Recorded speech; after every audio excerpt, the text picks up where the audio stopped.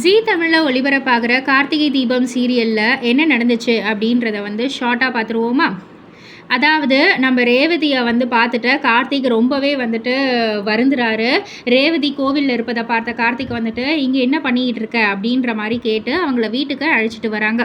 வீட்டுக்கு வந்த பிறகு ரேவதிக்கு காய்ச்சல் ஏற்படுது. இதனால் குடும்பத்தினர் டாக்டரை அழைத்து பரிசோதனை செய்ய சொல்கிறாங்க. ரேவதியை பரிசோதித்த டாக்டர் இன்ஜெக்ஷன் போட்டு தேவையான மருந்துகளை கொடுத்துட்டு போகிறாரு. அதுக்கப்புறமா கார்த்திக் மருந்து சாப்பிட சொல்ல இன்ஜெக்ஷன் போட்டாங்களே அது போதாதா அப்படின்ற மாதிரி ரேவதி கேட்குறாங்க. ஆனால் கார்த்திக் முழுமையாக குணமாகணும்னா மாத்திரையும் அவசியம் அப்படின்ற மாதிரி ரொம்பவே வற்புறுத்தி கொடுத்துட்றாங்க. அதுக்கப்புறமா ரேவதிக்கு வாந்தியும் வருது. அந்த நேரத்தில் ராஜராஜன் ஃபோன் செஞ்சு நலம் விசாரிக்க வாந்தி எடுக்கிறேன், அதுக்கு கார்த்திக் தான் காரணம் அப்படின்ற மாதிரி கோபமாக கூறிட்டு ரேவதி ஃபோனை வச்சிடுறாங்க.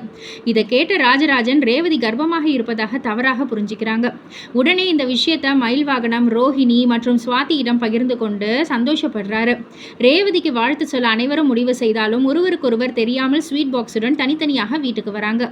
முதல்ல ராஜராஜன் வராரு. அவர் வந்திருக்கும் நேரத்தில் மயில் வாகனம் வருவதை பார்த்ததும் மறைஞ்சுக்கிறாரு. தொடர்ந்து ரோஹிணி வர மயில் வாகனமும் ஒதுங்கி நிற்கிறாரு. இதற்கிடையில் சுவாதியும் ஸ்வீட் பாக்ஸுடன் சேர்றாங்க.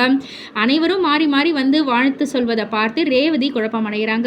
இறுதியில் அனைவரையும் ஒன்றாக அழைத்து வைத்து நான் கர்ப்பமாக இல்லை அப்படின்ற ஒரு உண்மையை கூறி ஒரு ஷாக் கொடுக்குறாங்க.